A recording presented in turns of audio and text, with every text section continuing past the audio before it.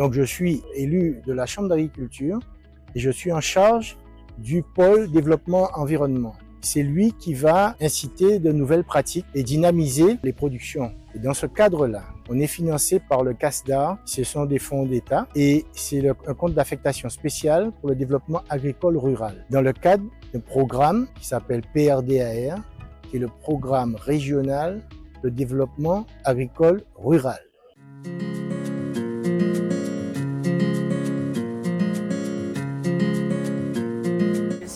Madame Bajia Djamila, donc chargée de mission en agroécologie à la Chambre d'agriculture. Et aujourd'hui se déroule une matinée technique dans le cadre d'un projet qui permet la mise en place de planches permanentes sur les exploitations agricoles. Donc en gros, ce projet déjà, il intervient dans le cadre d'un programme régional de développement agricole et rural qui a pour objectif justement d'accompagner la transition des systèmes vers la triple performance, donc à la fois sociale, économique et environnementale.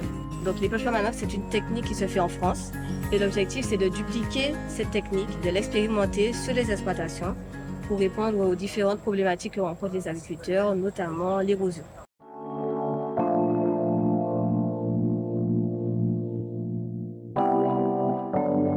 Ce programme, financé par l'État, sert à développer de nouvelles pratiques qui vont se passer de l'utilisation des pesticides. L'horizon, c'est 0 pesticide, mais on n'y est pas encore. On s'est aperçu que l'agriculture productiviste issue de la révolution verte des années 60 polluait les sols et polluait les aliments.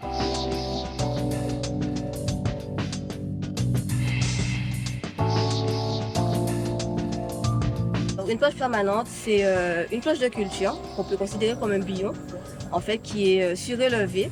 Et l'objectif, c'est de maintenir ces planches tout au long de l'année et peu importe la culture.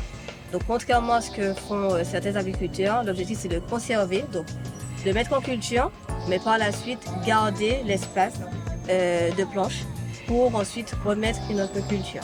Donc, quand on parle de planche permanente, c'est limiter le compactage des sols, donc d'une part en utilisant des outils aidants, mais c'est aussi maintenir une surface stable pour les cultures. Alors, aujourd'hui, il y aura 2 démonstrations. Donc, la buteuse, qui est le premier outil de planche permanente, donc qui va permettre d'enfouir la matière organique, de travailler le sol, mais aussi de commencer à construire les buttes. Ensuite, il y a le cultibute, le deuxième outil des planches permanentes, qui va il va aussi travailler la planche, configurer la planche, mais aussi avec les dents double spire, ameublir le sol et les 10 vont maintenir la planche qui sera construite.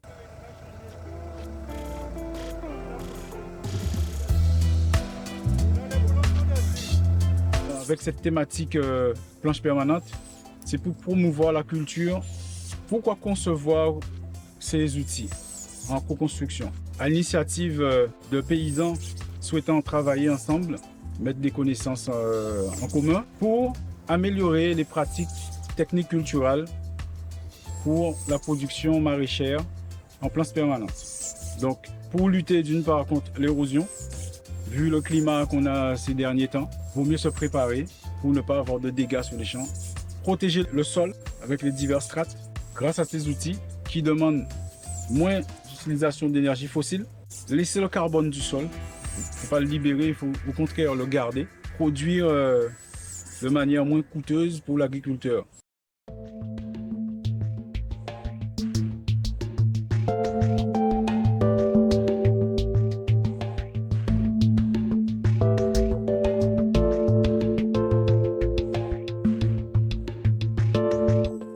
Anaïs Alex de Capesterre-Bello,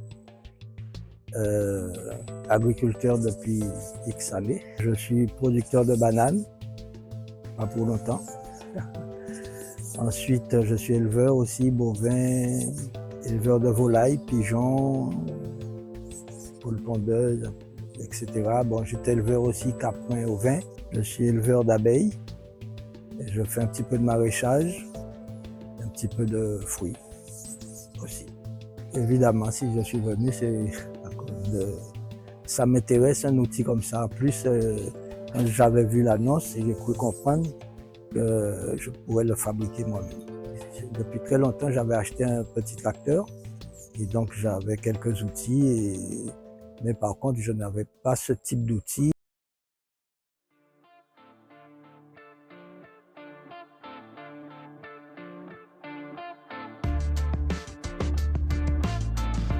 Co-construire, je pense que c'est l'avenir et un état d'esprit à adopter pour notre agriculture.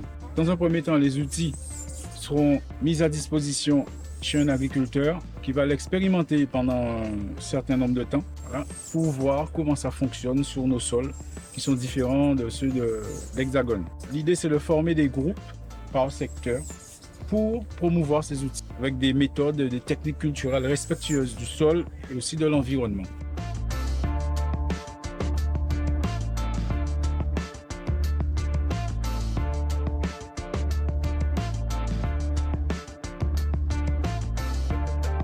Le fait que c'est un habitat test, je ne peux pas forcément voir le vrai potentiel, mais sinon, la machine a un bon potentiel. Parce que, ça, comme l'a dit, ça protège le sol et ça travaille en surface, sinon à l'intérieur du sol.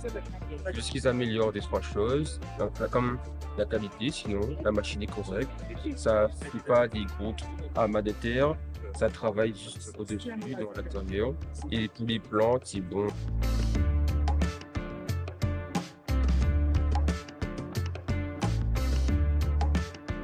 Le rôle de la Chambre, c'est surtout le développement agricole. Les décennies précédentes, on était sur un développement axé sur la productivité.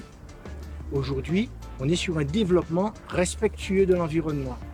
Mais en même temps, l'agriculteur doit pouvoir vivre de ses productions. C'est ce qu'il faut trouver, c'est comment combiner les deux.